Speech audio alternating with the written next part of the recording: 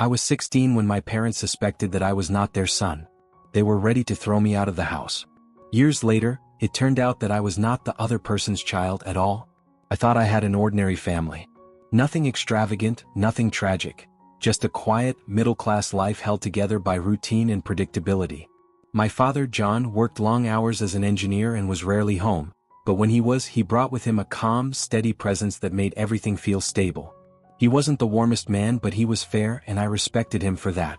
My mother, Susan, stayed home and managed the house with tireless energy, cooking, cleaning, making sure everything ran smoothly, even if she sometimes made her exhaustion obvious in the way she sighed or snapped at small things. Then there was Claire, my younger sister, who was always the favorite, whether anyone admitted it or not. She was loud, charming, and needy in the way that drew people to her effortlessly. I was the quiet one, the observer, the kid who figured out how to be invisible when needed, independent by nature more than choice. For a long time, things just moved along without any real upheaval. No screaming matches, no secrets that I could see. But all of that changed the year I turned 16, when the pieces of what I thought was a simple, stable life began to crack in ways I never saw coming.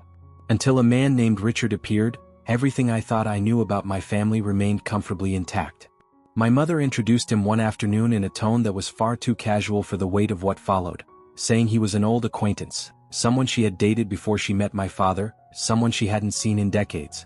But Richard didn't just reappear for a friendly chat or a nostalgic visit. He started calling regularly, texting her at odd hours, and slowly his presence began to creep into the edges of our everyday life. What started as distant and awkward phone calls turned into something more unsettling when he began making bold claims, telling my mother that he believed he might be my biological father. At first, I thought it was a joke, some twisted misunderstanding, but the way she avoided my questions and the quiet tension that built around the subject made it clear it was neither. The strange part was how little anyone told me directly. I had to piece it together from half-heard phone calls, the way she flinched when I asked who he really was, and the unease in her eyes whenever his name came up. And suddenly, everything that felt ordinary didn't feel like mine anymore. Everything changed one night in a way that made time feel like it split into a before and after, with no way back to the quiet ignorance I had once taken for granted. I was sitting at the kitchen table, the air thick with something unspoken, when my father finally broke the silence. His voice was low but firm, and he looked straight at my mother as he said it, that Richard had come forward claiming he and my mother had been having an affair in the months before I was born. I didn't move, didn't speak, just sat there with my hands clenched beneath the table as the words hung in the air like smoke that wouldn't clear. My mother immediately denied it, her voice tight, eyes darting between us, insisting that Richard was confused or lying or stirring up trouble from the past. But my father didn't believe her, not entirely. I saw it in the way he wouldn't meet her eyes, in the way his hands trembled slightly as he poured himself a glass of water, as though the foundation under his feet was beginning to give way. That moment shattered something invisible in our home. What had once been silence now buzzed with suspicion, and for the first time, I felt like a stranger in the middle of a truth none of them had prepared to face. They made me take a paternity test, and though they tried to dress it up as something harmless, calling it just for reassurance, and to put things to rest, I could feel the quiet shift in the way they looked at me, like I had somehow become evidence in a trial I never agreed to be part of. There was no yelling, no dramatic scenes, just paperwork, quiet tension, and an appointment made at a clinic I didn't want to go to. I was 16, still trying to figure out who I was in the way all teenagers do, and suddenly I was being treated like a question mark in my own life, like the very blood in my veins didn't belong until it was verified. No one asked how I felt about it. No one thought to protect me from the weight of their decisions, past or present. I was simply handed the consequences, made to stand still while two adults peeled apart everything I had believed to be certain. And in that sterile waiting room, holding a form with my name on it, I realized I wasn't a son or a student or just a kid anymore. I was now the center of a scandal I didn't create, caught between silence and suspicion, and I couldn't look either of them in the eye without wondering what they really saw. The test confirmed what I had quietly hoped for in the deepest part of myself. John was my father. The moment the results came in, my mother burst into tears, her hands covering her face as she kept repeating, almost like a prayer, that she had always known, that there had never been any doubt in her heart. She cried with joy, relief pouring out of her in waves, trying to reach for me like this revelation somehow erased everything we had just gone through. For a brief second, I thought maybe things would return to normal, that the fracture in our family had closed before it could splinter everything apart. But that illusion shattered the very next day. They sat me down at the kitchen table again, Only this time the air was heavier, the silence between them more strained, and when they finally spoke, it wasn't about celebration. It was worse. My father, still holding the results in his hand, admitted he couldn't shake the feeling that something else had happened, that even if the blood was his, the betrayal wasn't entirely off the table. He asked questions my mother didn't answer. My mother accused him of punishing her for something she claimed she didn't do. And I sat there again, not as a son, but as some kind of artifact passed between them, physical proof in a war of distrust and half-truths that had nothing to do with me, and yet somehow had swallowed me whole. I was almost kicked out of my own home, the only place I had ever known, the walls that held all my childhood memories suddenly beginning to feel cold and conditional. My father, sitting with his arms crossed and his face unreadable, said that regardless of the test result, my presence in the house had become a source of tension, that it was complicating things, as if I were some unwanted reminder of their broken trust rather than their own son. My mother didn't say a word. She sat there with her eyes lowered, her mouth a tight line, and in that silence I realized she had already accepted the possibility of sending me away.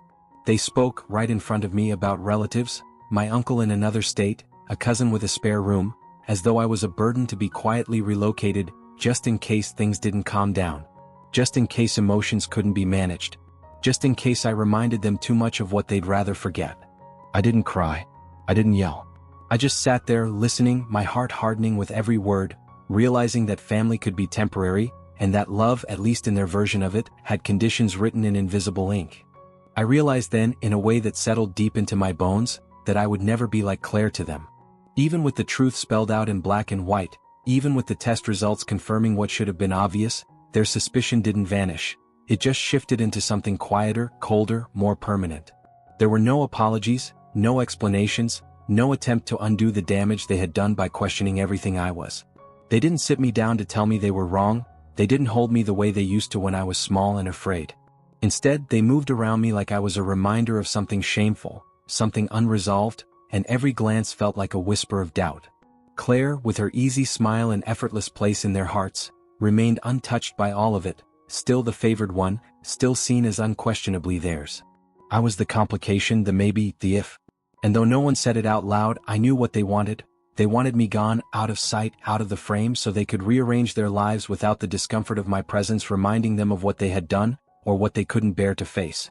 Since then, I have become independent, not out of ambition but out of necessity, carving out a life where I no longer had to ask for space or validation, because I knew I wouldn't receive it. I focused on my studies with relentless determination, poured myself into school, surrounded myself with friends who didn't ask where I was from or why I sometimes flinched at kindness. I made my own plans, held on to my goals like they were a map out of a place that had never truly welcomed me. I didn't cut them off completely. There were still birthdays, holiday texts, the occasional phone call that lasted just long enough to count as connection, but the bond was threadbare and cautious. I became a son only in the most formal sense, a name in a group message, a signature on a card. Inside, I felt more like a tenant in their memory than a part of their family, someone who had passed through but no longer belonged. I didn't confront them, didn't demand an apology because I knew I wouldn't get one. Instead, I built walls where trust used to be, not to shut them out entirely, but to protect what little of myself they hadn't already chipped away. Until one day the truth caught up with them, not through some dramatic confrontation or confession, but quietly, in the way buried things eventually surface.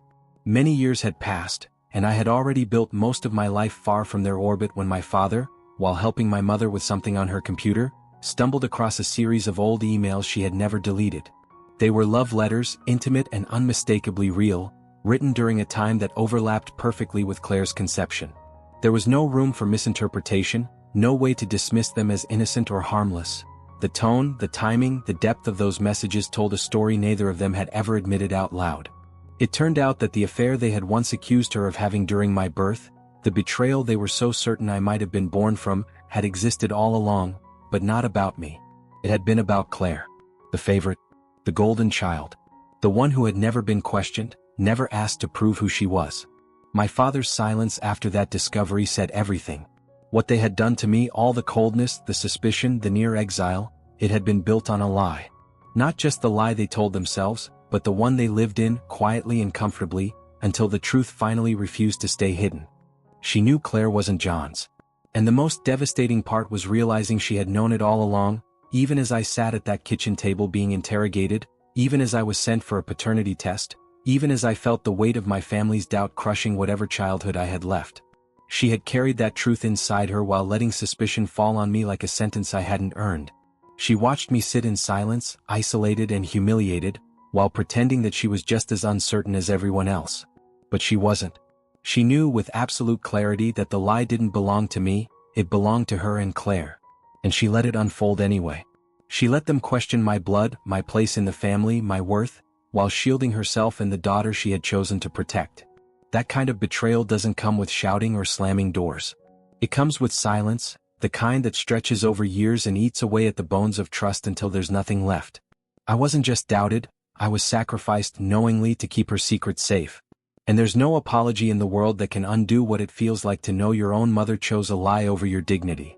Her father was stunned, blindsided by the revelation, but in a move I hadn't expected, he chose to support Claire without hesitation.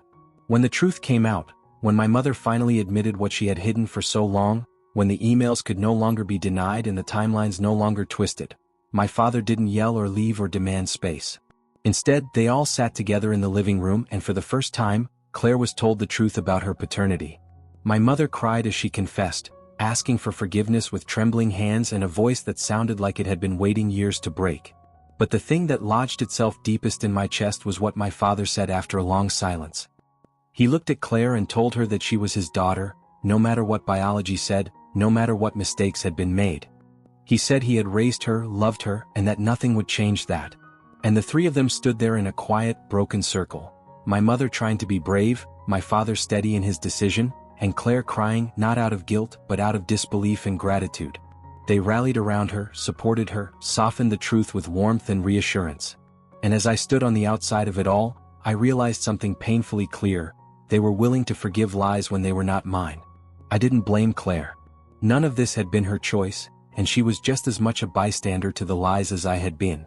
But I couldn't stay silent. The injustice, the double standard, the years of being treated like a burden because of a suspicion, it all came back with a sharpness I couldn't ignore. So I called my parents, my voice calm but unwavering, and I told them exactly what they had done. I reminded them how they had looked at me like I was a stain on their lives, how they whispered behind closed doors and discussed sending me away like I was a problem they couldn't bear to look at. I reminded them that they demanded proof of who I was, as if love had to be verified by a lab, and that even when that proof came, they offered me no apology, no comfort, only distance. I reminded them how they sat in silence while I shrank under their suspicion. And then I held up the mirror to what they were doing now, standing beside Claire, even in the face of undeniable betrayal, offering her the unconditional support they had so brutally denied me. I didn't yell, I didn't cry. I just laid it all out. And when I finished, there was silence on the other end of the line, the kind of silence that comes not from misunderstanding but from guilt. Because this time there was nothing they could deny. They called me callous, as if finally speaking the truth after years of silence made me the one lacking compassion. They said it wasn't the time to bring up old insults, that I was dredging up the past and making everything about me, when the family was going through something difficult.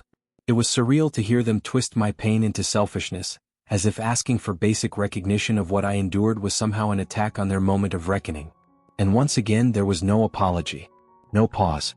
No effort to acknowledge the glaring double standard that had governed our lives for so long. They didn't address the fact that they had nearly abandoned me over a lie, while now they stood unwavering beside Claire in the full light of truth. They didn't ask how it felt to be the only one in the family who was ever treated like a threat. They didn't ask if I had healed. They didn't ask anything at all. Instead, they painted me as cold for not burying my pain quickly enough to make them comfortable, for not pretending that love had always been equal when we all knew it hadn't. And in that moment, I knew that their version of forgiveness had limits, and I had never been inside them. Then I finished the story not in a fit of rage or with any need for vengeance, but with clarity and calm. I wrote everything down and shared it publicly, not to shame, not to expose, but simply to tell the truth the way it had never been told, stripped of names, stripped of drama, just the bare bones of what happened and how it felt to live inside that kind of quiet cruelty. I let the facts speak for themselves. The suspicion, the test, the near exile, the eventual revelation, and the unwavering support shown to someone else who had done exactly what I was only suspected of. And when the truth was out there, something shifted.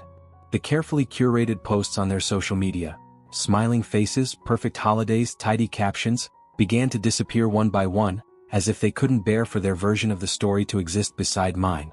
And just like that, I disappeared too, not in shame, not in pain, but by choice. I stepped out of their lives completely, with no dramatic goodbye, no last words, just a quiet departure that left no room for questions. And for the first time in years, I felt something close to peace. The kind of silence that doesn't sting, doesn't echo with absence, but simply lets you breathe,